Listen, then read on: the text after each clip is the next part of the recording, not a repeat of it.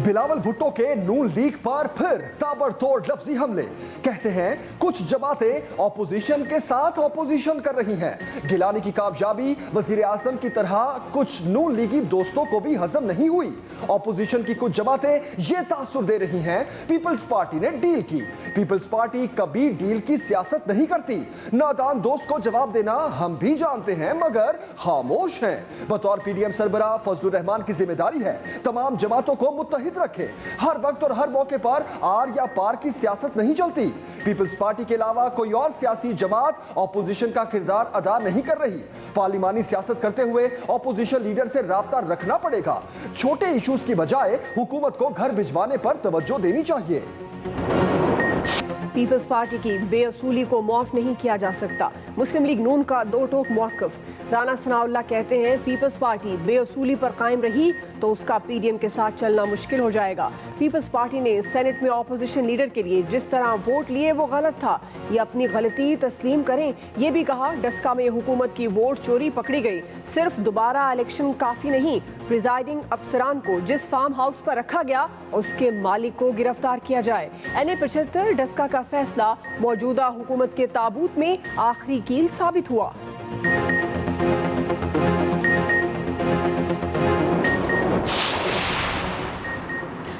Peoples party का मुस्लिम league नून से मुआफ़ी मांगने का मुतालिबा।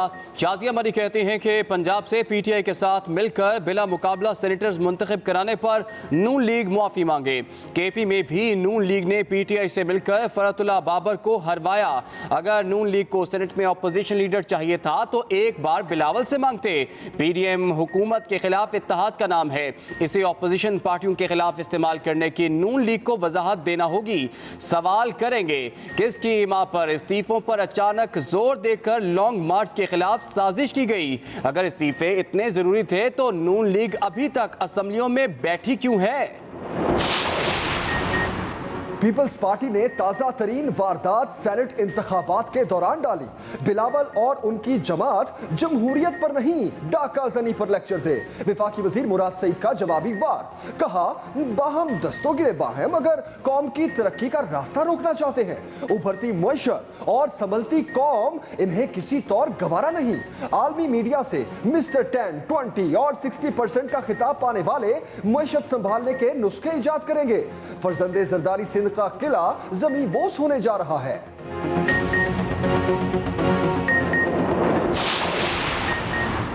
राना सनाउल्लाह ने शिकस्त देखते हुए डस्का इलेक्शन में फसाद बर्पा करके इलेक्शन को मुतनाज़ बनाया। अब इन्हें आइन और कानून की बालादस्ती हजम ही नहीं हो रही। मोमिन खुसूसी इत्तलात पंजाब फिरदौस आशिक अवान कहती हैं मजलूमों के कातिल मुल्क में आइन और कानून की बात कर रहे हैं। मॉडल टाउन में मजलूम खवातीन पर गोलियां बरसाने वाले किस मुंह से आइन और कानून की बालादस्ती की बात कर रहे हैं?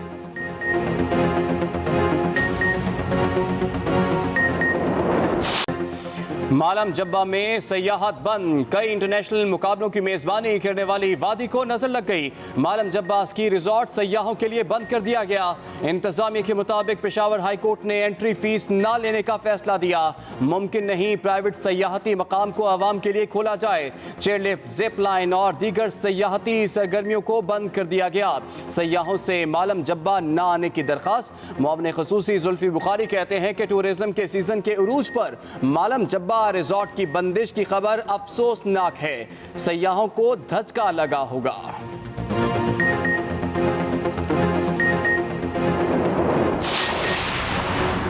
रमजानुल मुबारक में नमाज और तरावी मसाजिद के हॉल्स में अदा नहीं होगी, सहन में पढ़ाई जाएगी। NCOC ने गाइडलाइंस जारी कर दी। मसाजिद और इमाम बारगाहों में वुजू पर पाबंदी। नमाजी घर से वुजू करके आएंगे। कालीन और दरिया भी फर्श पर बिछाने पर पाबंदी। मसाजिद के फर्श को क्लोरीन मिले पानी से धोया जाएगा। मास्क लाजमी करार। 50 साल से जायद उम्र अफराद और बच्चों से मसाजिद ना जाने की अपील। सफबंदी के दौरान 6 फुट फासला रखना होगा। मुतकफीन घर पर एहतिकाफ करेंगे। SOPs पर अमल दरामद ना हुआ तो पॉलिसी पर नजरसानी होगी।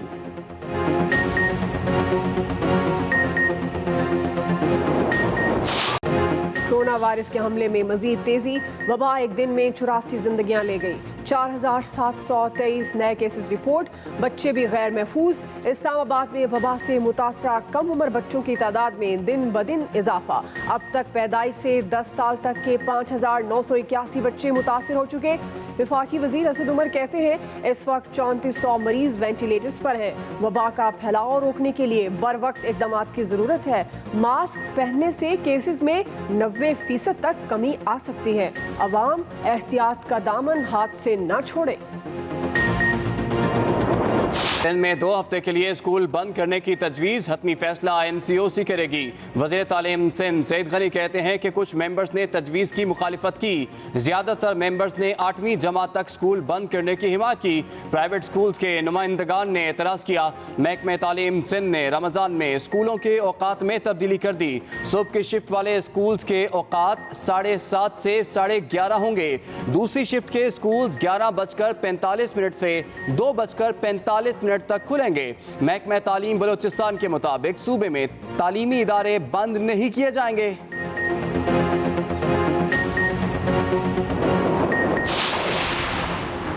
कोरोना बिफर गया, अवाम ने फिर भी ख्याल ना किया।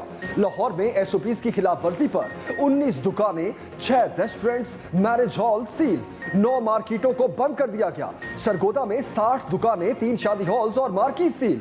4 गिरफ्तार। गुजरावाला में कई बाजार बंद करवाए गए। रावलपिंडी में 6 दुकानें सील, 7 दुकानदार गिरफ्तार। पेशावर में 12 दुकानदारों और शादी हॉल्स के 2 मैनेजर्स को हथकड़ियां लग गई। 2 शादी हॉल सील। कराची में मुतादिद तजारती बाजार बंद करा दिए गए। इंतजामिया के मुताबिक हफ्ते में 2 दिन के लिए मार्केट्स बंद करने का नोटिफिकेशन जारी है।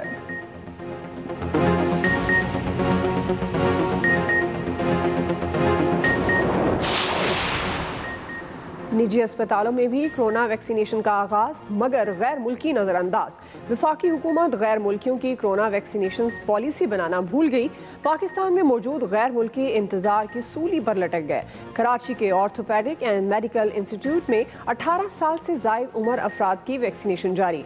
अस्पताल गैर मुल्की पासपोर्ट पर रजिस्ट्रेशन की पॉलिसी न होने की वजह से कासिर। अस्पताल इंतजामिया ने मुतालबा किया गैर मुल्कियों के लिए भी जल्द से जल्द कोई प्लान दिया जाए।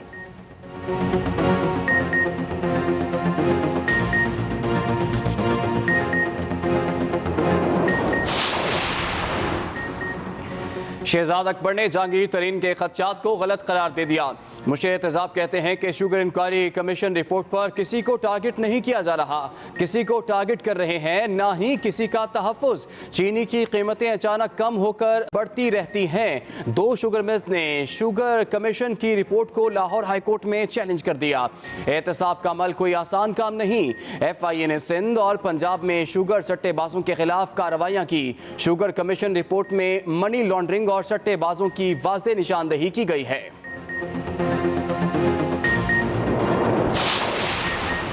चीनी स्कैंडल में गिरफ्तारी का डर।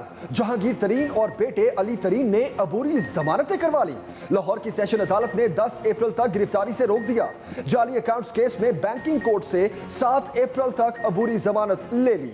जहांगीर तरीन का शिकवा, कहा मीडिया और अवाम से पूछता हूं सिर्फ मेरी शुगर मिल को क्यों उछाला जा रहा है, बाकी 80 मिलों की बात क्यों नहीं कोई करता। मीडिया ट्रायल करके सख्त ज्यादती हो रही है, मेरा दामन साफ है।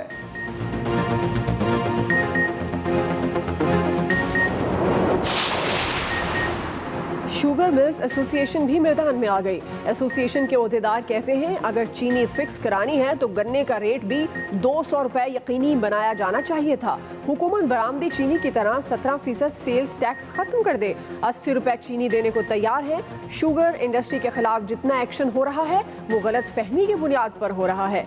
कोई भी मुल्क से नहीं भाग रहा।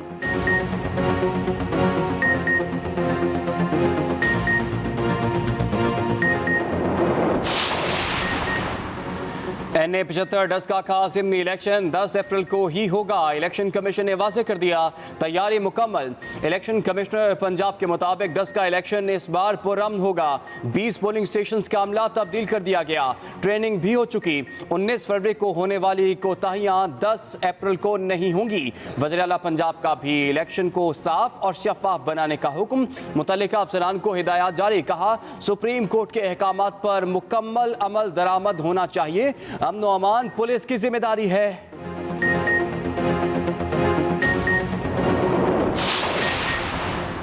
मुस्लिम लीग नून ने मकबूजा कश्मीर पर वजीर आजम से पार्लियामेंट में जवाब मांग लिया। शाहिद खाकान अब्बासी कहते हैं वजीर आजम ने मोदी को खत लिखा कि कश्मीर का मसला हल होना चाहिए, लेकिन यूएन करारदादों का जिक्र तक नहीं किया। क्या हम यूएन की करारदादों से हट गए हैं? वजीर आजम पार्लियामेंट में आकर जवाब दें। भारत से कॉटन और चीनी मंगवाने की समरी की मंजूरी ईसीसी ने दी, जिसके वजीर आजम खुद इंचार्ज हैं। यह सब उजलत में किया गया। एक लंबी एडवाइजरी लिस्ट है जो तमाशा लगाए बैठी है।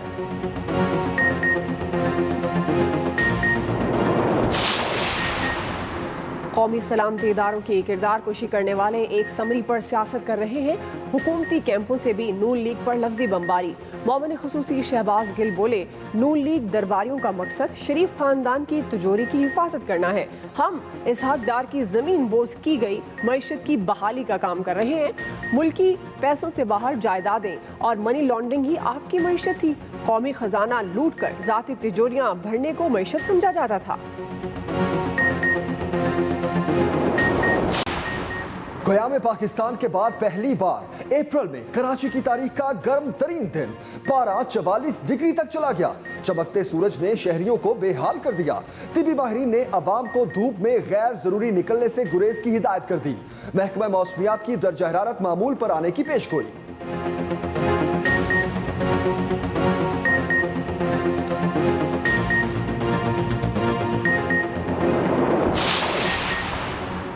मौसमियाती तब्दीली कॉन्फ्रेंस में पाकिस्तान को ना बुलाने पर होने वाले शोर शराबे पर हैरान हूँ।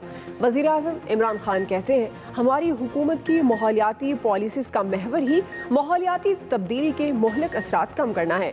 सरसब्ज़ पाकिस्तान अपनी आइंदा नस्लों के हवाले करना है। कोई रियासत हमारे तजर्बे से इस्तेफादा चाहती है तो तैयार है। आलमी बरादरी अगर संजीदा है तो माहौल के हवाले से अक़वाम मुत्तहिदा इजलास में तरजीहात वाज़ेह कर चुका हूँ।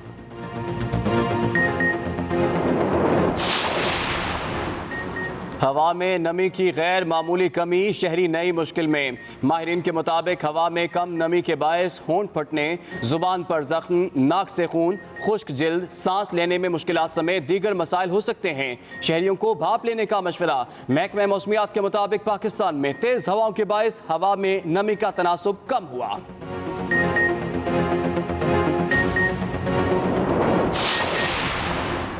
सिंध और बलोचिस्तान में खुश्क साली का खतरा। कई इजला में ज़राअत और लाइव स्टॉक मुतासिर होने का खदशा। महकमा मौसमियात ने बाज़ाब्ता अलर्ट जारी कर दिया। अक्टूबर से मार्च के दरमियान मामूल से कम बारिशें होने के बायस बलोचिस्तान और सिंध के कई इजला में दरमियाने दर्जे की खुश्क साली का इम्कान। मुतल्लिका इदारों को खुश्क साली से बचाव के इक़दाम करने की हिदायत।